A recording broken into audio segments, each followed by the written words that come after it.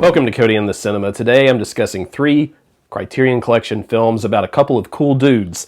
2 actors who play off of each other's strengths and weaknesses, or maybe they have a little bit of cat and mouse, or they challenge each other in some way, and they create a believable, interesting dynamic, uniquely suited in some cases for movies. And the first of these that I thought of is a classic gangster film, one that I'm incredibly glad has recently joined the Criterion Collection. This is James Cagney and Humphrey Bogart's The Roaring Twenties. Now this film, if you haven't heard of it or seen it, is based on 3 buddies who are stuck in the trenches in World War I, and 2 of them, one James Cagney and the other Humphrey Bogart, are in and out of the gangster lifestyle shortly thereafter, and of course their successes and their declines may vary throughout the picture. And I have always loved James Cagney as a gangster. Sometimes whenever I've seen his material in other films, I've felt that the picture did him a little bit of injustice in terms of the writing and the credibility of the story. But in this one, I bought in all the way. And I thought Humphrey Bogart was a good supporting role for this. You may be used to him in things like Casablanca, where he really dominates the screen and he is everything in the frame. But in this picture, he is very much a supporting role. And I think he challenges James Cagney's character. He sort of forces him to think about things in uncomfortable ways as they go through their gangster dealings through Prohibition. It will probably remind you a lot of something like Boardwalk Empire. In fact, when you watch this movie, you'll be able to see all kinds of influences on that series if you like it as much as I do. I think I have season 2 over there waiting to rewatch, my favorite season of television. So if you're into gangsters and you like these 2 actors, you absolutely must see The Roaring Twenties.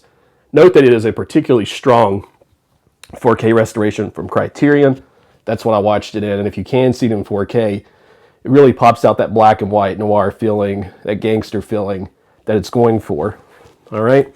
That's all I'm going to say about this one, because there's so many spoilers you get into if you say a lot more, that I wanted to kind of cut it at that. The second film, another recent addition, and one that I think just has a gorgeous cover, is Pat Garrett and Billy the Kid. This is a Sam Peckinpah Western. It was very full of New Mexico imagery. The only film I found that I've seen that really came close to capturing that, The Man from Laramie, the James Stewart picture, and I'm currently on a wait list for Morbid DVD, or email me please when that picture comes in, because I think it's a beautiful representation of New Mexico. But this film, Pat Garrett and Billy the Kid, is exactly the dynamic I wanted to talk about in this movie. You think about a film that I love, like Once Upon a Time in the West, where you have, Harmonica versus Cheyenne, and you wonder if they're friends or buddies or what they are. But in this film, you have 2 characters, Billy the Kid, played well by Chris Christopherson, although honestly probably too old for that role in some ways, but also Pat Garrett, who's the very seasoned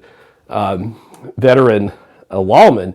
They're kind of sparring with each other, both formally and informally, and they both have their strengths and weaknesses about how they chase each other, because, well, the lawman's chasing Billy the Kid, because at one point they did have a much closer relationship, and it's very obvious that James Coburn does not actually want to catch up to Billy the Kid, and he seems hesitant to do so. And that hesitation from him is quite different from the aggressive, almost boorish behavior at times that you see from Christopherson. However, this is still a calculated, interesting, dynamic bad guy, if you can even call him that, in Billy the Kid.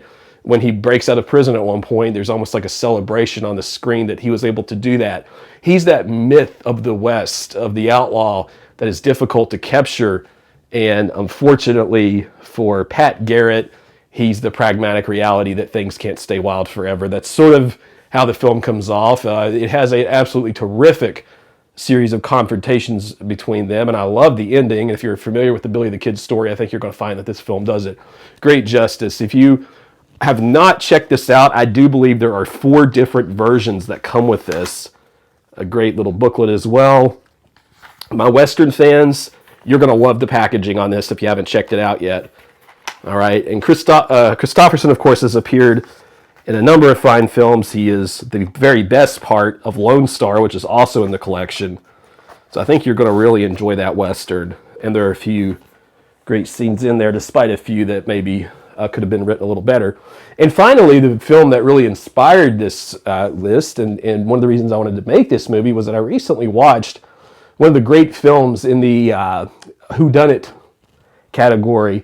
The whodunit that, maybe peeks into the supernatural a bit. This is Kiyoshi Kurosawa's Cure. This is a film that I was much encouraged by many to watch.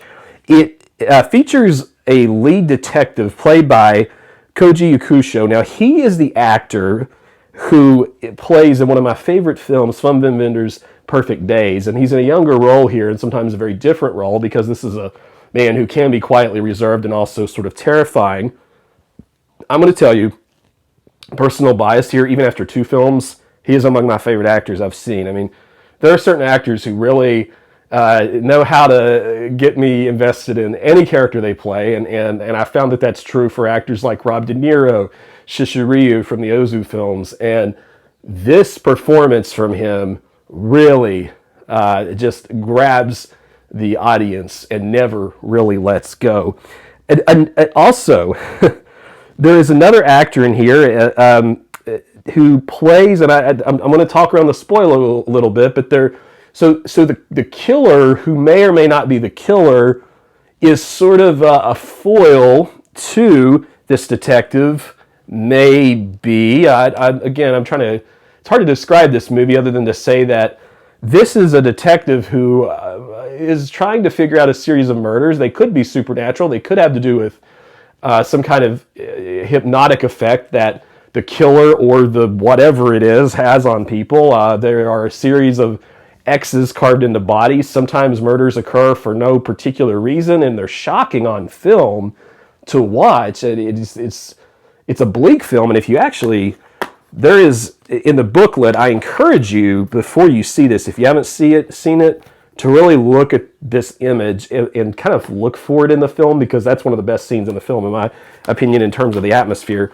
But when I'm talking about a couple of cool dudes, the detective and his foil, is sort of how I want to explain this here, the foil really knows how to get under his skin and sort of make him think about things in a broader way. And I thought that the sort of mysticism to this is almost matched in energy from someone like Andrei Tarkovsky's in Stalker or something. It's brilliant stuff. I will say I was a little frustrated watching Cure, because sometimes I feel like it is so vague and difficult to hold on to in that first watch. And some of you who are big fans of the film, which a lot of Criterion Collection fans absolutely love this thing, you can tell me in the comments, if you found any frustrations watching it on your first watch. This is a film I want to see a couple more times, really try to, try to figure out parts that I missed, because even that ending is so difficult sort of to take in and to really deal with a series of confounding images, quite frankly. But I really liked Cure.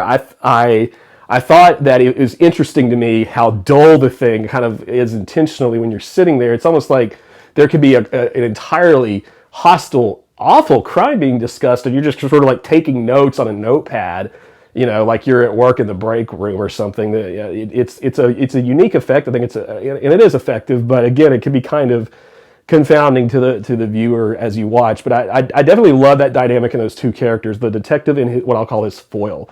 I'm trying to be careful with how I discuss the plot there. So those of you that have seen it, I hope you will know what I'm talking about. But those were 3 films I thought of with a couple of interesting male leads that had sort of an intelligent dynamic, one against the other. Can you think of some that you'd like to share? I specifically did not mention Mean Streets, because I feel like Johnny Boy isn't quite what I was going for here. Johnny Boy tends to drag down Harvey Keitel's character, but I guess you could count that on this list as well. If you like the content, and you want to click the like button, that will help to grow the channel. And we'll see you next time on Cody in the Cinema.